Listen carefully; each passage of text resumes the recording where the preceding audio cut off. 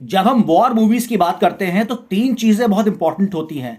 एक होता है ऑडियंस का इमोशनल कनेक्ट, दूसरा होता है पेट्रियाटिक फीलिंग, और तीसरा होता है रिलेटेबिलिटी।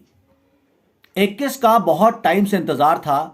धर्मेंद्र सर की वजह से भी बहुत बड़ा इंतजार था कि उन्होंने इस फिल्म में काम किया है, और ये वॉर मूवी है और ये बायोपिक है।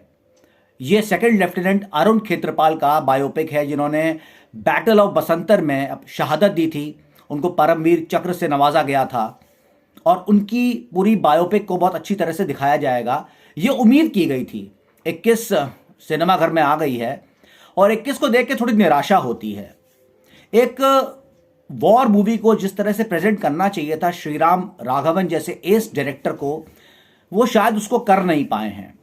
इस फिल्म में है धर्मेंद्र जी, जयदीप अलावत, अगस्त नंदा, और वॉर मूवी है, टैंक वॉर दिखाया गया है इसमें, और सेकंड लेफ्टिनेंट अरुण केत्रपाल की कहानी है।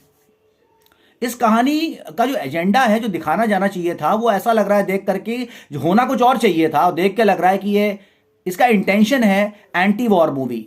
ये इंडिया पाकिस्तान की ब्रदरहुड को शायद डिपिक्ट करने में लगा हुआ है, कि कैसे अभी भी इंडिया पाकिस्तान में दोस्ती हो सकती है, और वॉर को किस तरह से अवॉइड किया जाए। कोई ज़रूरत नहीं है वॉर करने की, उसके बाद भी होती है। इस तरह से किया गया है, जहां पर ऑडियंस को काफ़ी डिसअपॉइंटमेंट हुआ है।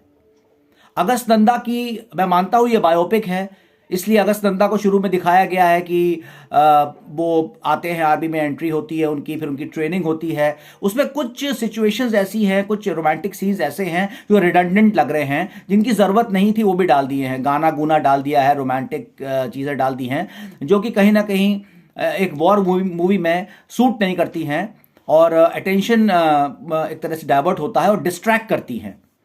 उसके बाद जो दिखाया गया है, एक सिचुएशन दिखाई गई है जहां पर अरुण खेत्रपाल के फादर ब्रिगेडियर एमएल खेत्रपाल को बुलाया जाता है पाकिस्तान किसी एकेडमिक रीयूनियन में, और वहां पर उनकी मुलाकात होती है एक पाकिस्तानी आर्मी ऑफिसर से, जो कि उनको बताता है कि किस तरह से उनके लड़के को उसने शहीद किया था, और इस बात का उसको बहुत गम है।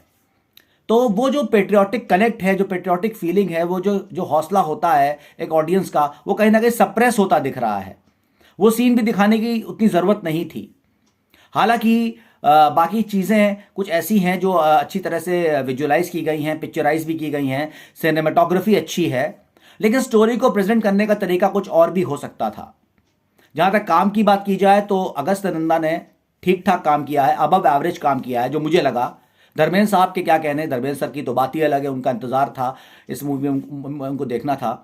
और जयदीप अलावत अपने काम में हमेशा की तरह गूढ़ कलाकार हैं, तो अपने काम को पूरे कन्विक्शन के साथ उन्होंने किया है। ये चीज़ें इस फिल्म में मुझे मिसिंग लगी, और एंटी वॉर एजेंडा जो दिखाने की कोशिश की गई है वो भी कहीं ना कहीं समझ में नहीं आया। और ये सब चीज़ें ना हो करके इसको थोड़ा सा और एग्रेसिवली बनाया जाता, और हीरो को हीरो की तरह डिपिक्ट करने की कोशिश की जाती, तो और अच्छा हो सकता था मेरे हिसाब से। बहरहाल, ये चूंकि एक बायोपिक है और वॉर मूवी होने के साथ साथ रियल लाइफ स्टोरी है, तो आप ज़रूर इस मूवी को एक बार देख करके आइए, और मुझे बताइए कमेंट बॉक्स में कि ये आपको कैसी लगी। और मेरे पेज को साथ में लाइक कर दीजिए, शेयर कर दीजिए, फॉलो कर दीजिए। मिलते हैं नेक्स्ट वीडियो में, तब तक के लिए